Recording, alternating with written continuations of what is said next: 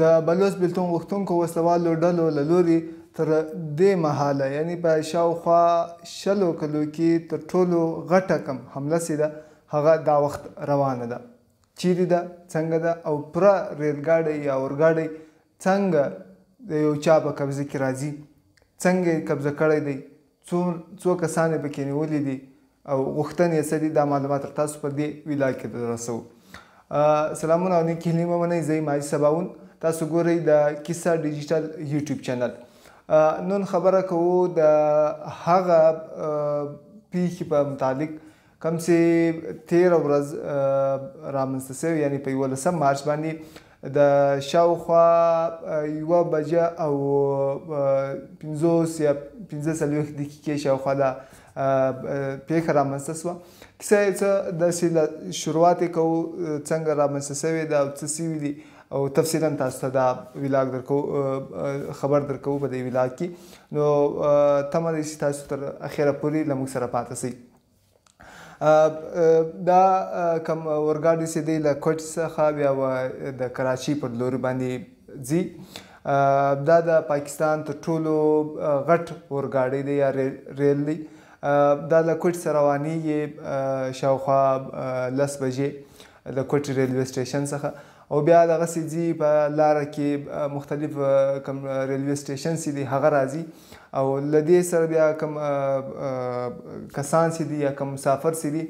هغه په مختلفو ځایو کې مختلف ریلوې سټیشن کې ټیکټ چا کړی، بیا تر مختلفو ځایو پورې. ولې دا په تقریبا په 4 د پاکستان 4 صوبې دي، په 4 صوبو کې دا تیریږي. اول ځي له بلوچستان څخه و سیند ته،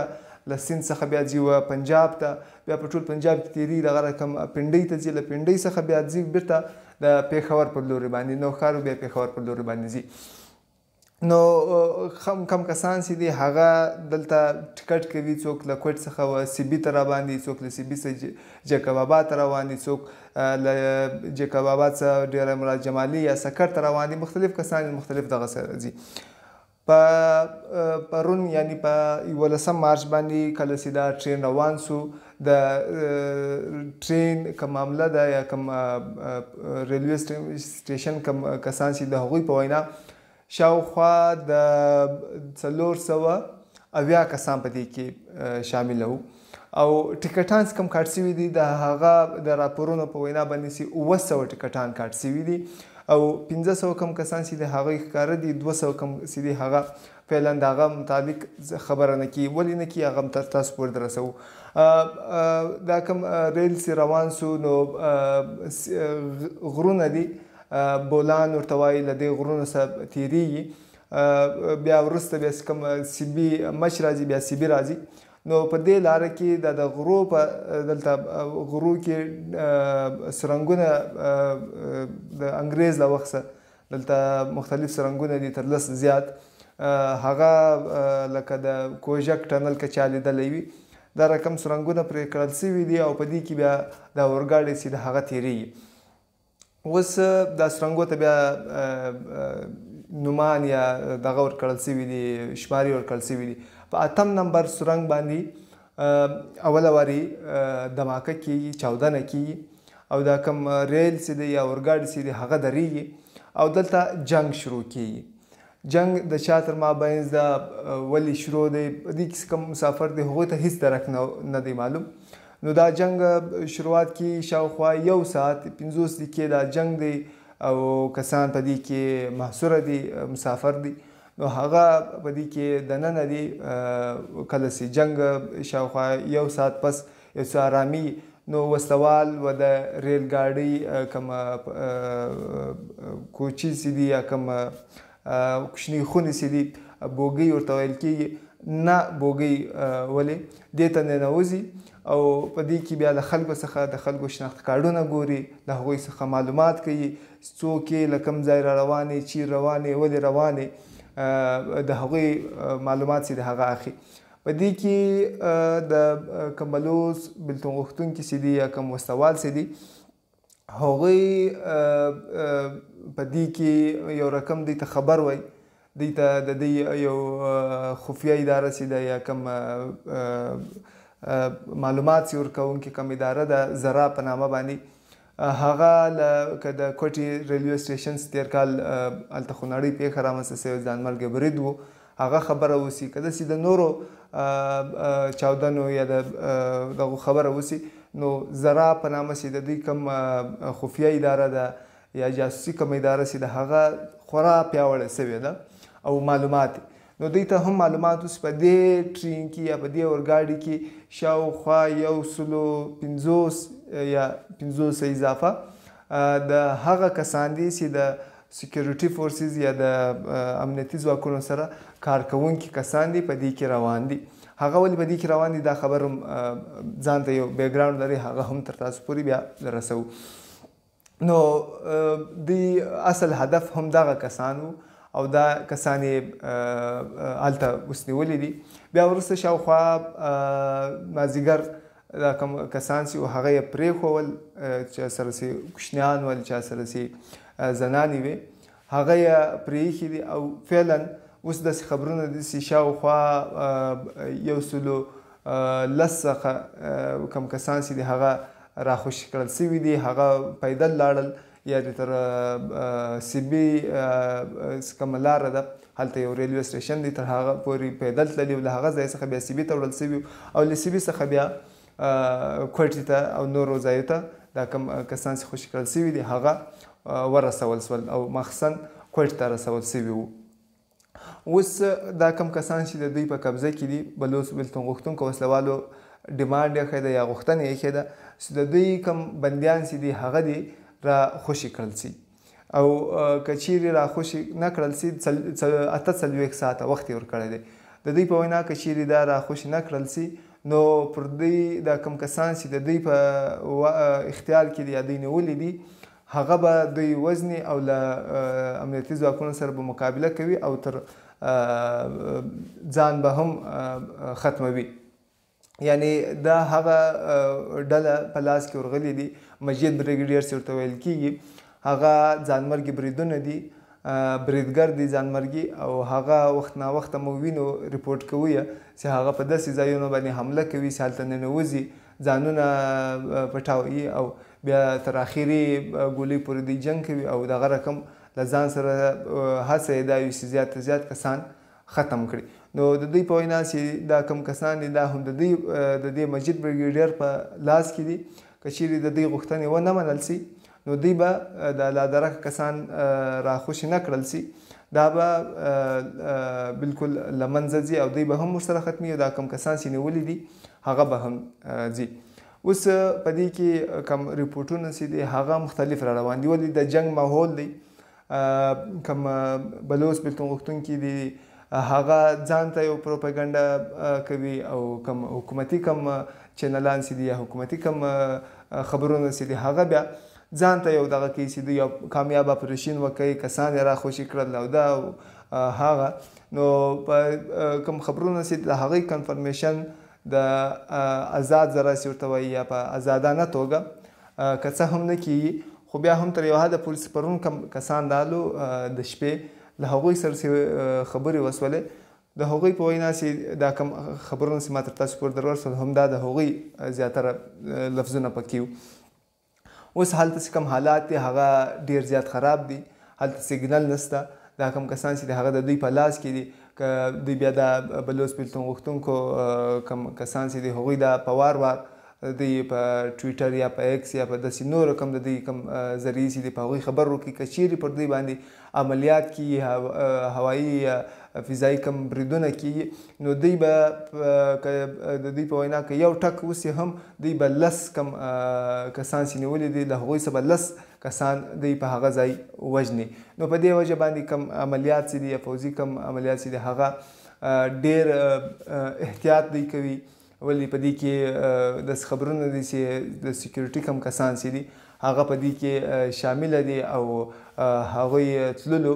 دا د دې یو د بلوڅ بېلتون غوښتونکو یو کامیابي بولي خو د هغه کسانو یا د سکیورټي کسانو یو رقم ناکامي ده چې تر دې وړاندې هم په دې لاره باندې هم پر دغه ټرین باندې یا اورګاډي باندې په وار وار حملې سوي دي او تیر کال حملې وسوې او له دغه ما سوای تیر کال په کوټه ریلوے سټیشن کې ځانمرګی برید وسو. دوی ته دغه رقم اطلاع وه بلوڅانو ته. نو یو رقم دوی هغه شی لیدلی و، بیا یې هم کم عملیات سی و یا کم احتیاطي کم تدابیر سی و هغه یې نه اخیستو. او دا د دوی یو رقم ناکامي ده چې د دوی کسان دي روان دي او په وار وار باندې په هماغه یو ځای باندې په نښه کړل کېږي یا په یوه طریقه باندې په نښه کړل کېږي. په دې لاره چې ده دا کوم غرونه چې دي په دې کې تنګ غرونه دي، خلک پکې پټېدای سوی. نو په دې وجه باندې دا کوم د اورګاډز کوم لار ده همدغه یوه ده. نو په دې وجه باندې چې کله دلته اورګاډي تېرېږي دا اول ځل حمله نه ده. که چیرې مو شمېرې راواخلو له کال 2005 عیسوي څخه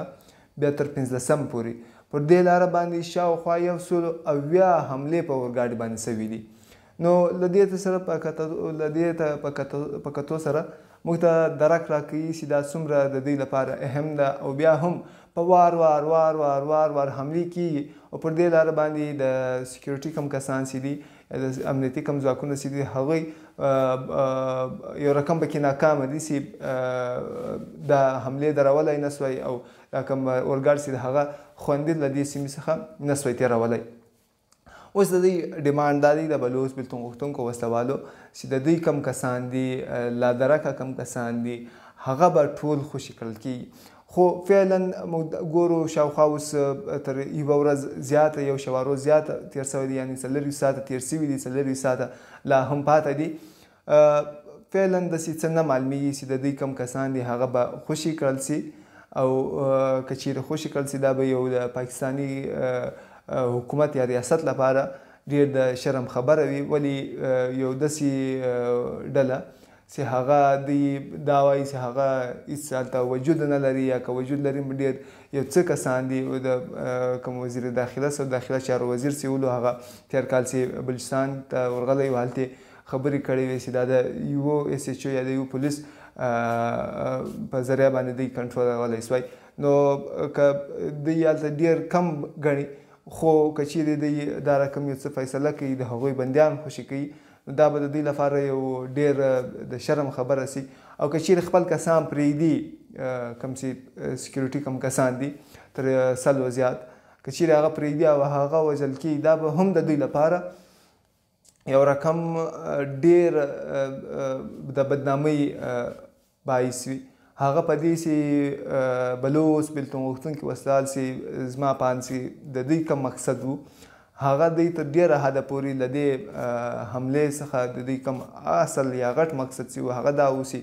دنیا یا نړیوال پر دوی باندې خبره وکړي، په رسنیو کې د دوی کوم نوم چې د هغه یو وارې بیا راپورته سي او خلک پر دې باندې مجبوره سي او سوچ وکړي چې په بلوچستان کې روان څه دي، ولې روان دي، وسلوال دي، ولې وسلوال کوم فعالیت چې دی هغه ولې روان دی، د چا پر ضد باندې دی. نو دا خبرې یاري بیا مخته راسي، خلک ډیبیټ ورباندې وکړي، بحثونه ورباندې وکړي. نو په دې کې د دوی اصل مقصد همدا و. نو په دې کې دوی تر ډېره حده پورې کامیابه سو، بلکې پوره کامیابه سو. اوس که د دوی کسان را خوشي کړل کېږي، هم دوی کامیابه یو رقم ګڼل کېږي. که د دوی کسان نه را خوشي کړل کېږي او دا کسان وژل کېږي، هم د دوی یو رقم کامیابي ده. او دا کوم د دوی کوم په اصل کوم مقصد چې و په هغوی کې دوی تر ډېره حده پورې بریالي سو او دوی کوم مقصد چې و هغه ورسېدو. اوس پاکستاني کوم فوجیان چې دي هغوی په وار باندې دا وایي چې هلته چې کوم پروپیګنډه کېږي، پروپیګنډه لکه څنګه چې ما مخکې وویل چې د دواړو له لوري څخه کېږي. د درمیاني کم کسان چې دي د پخواني ویډیوز شیروي، پخواني کم فیک نیوز چې دي هغه شیروي. نو پاکستاني فوج کوم ویاند اداره د ایس پی آر هغوی هم دا تېر ماخستن دا ویلي اوسي کم کسان دي یا کم عام کم کسان چې دي سوشل میډیا چې کم استعمالوي یا ټولنیزې رسنۍ چې کم استعمالوي، هغوی دي خبر اول تصدیق کوي بیا دې شیروي، بغیر تصدیق دي خبرونه نه شیروي. نو له دواړو ډولو څخه دا کوم فیک نیوز چې دي یا کوم دغسې دي پروپاګنډا چې د هغه تر ډېره حده پورې کېږي. پخواني کوم ویډیو چې دي هغه غټ کم چینل چې ځان ته غټ وایي یا په یو معنا چې ډېر خلک یې فالو کوي، ډېر خلک یې د دوی خبر صحیح بولي، هغه پکې خطا کېږي یا په خپله په لاسي توګه یا په رضا باندې هغه ویډیو چې کوم چې ډېر زیاتې پخوانۍ دي. د مثال په توګه یو ویډیو روانه ده چې هلته کوم کسان چې دي هغه په غټ مجموعي تعداد باندې غرونو ته روان دي. دا خبر دی چې دا د افغانستان ویډیو ده، د طالبانو د وخت ویډیو ده. د دې ماسې یو بل ویډیو ده چې اورګاډ دی هغه اور اخیستی دی او روان دی، هغه بیا د شاوخوا دوه نیم کالو پخوانۍ ویډیو ده او د سند یا د پنجاب کوم سیمه چې د هغه ده. دا کوم خبرونه چې دي هغه ډېر احتیاط کول پکار دي په دې کې، او په دې کوم خبرونه چې دي هغه مخته څه پیښیږي ول چې کوم شاوخوا یوه شوارو چې دی هغه لا پاته دی، له هغه پس به څه کي هغه خبر به هم تر تاسو پورې رسوو. فعلا تر دا وخته پورې همدغه معلومات وو. تر تاسو پورې مې پوره هڅه دا ده چې هغه اتنټیکه یا صحیح کوم معلومات چې هغه تر تاسو پورې د دې چینل له لارې در ورسوو. خپل رایه چې ده هغه له موږ سره د کمنټ له لارې کوم غوښتنې وي، کوم سوال وي یا رایه وي، هغه ضرور شریکوئ او زموږ کوم چینل چې دی هغه سبسکرایب کړئ. ډېره مننه.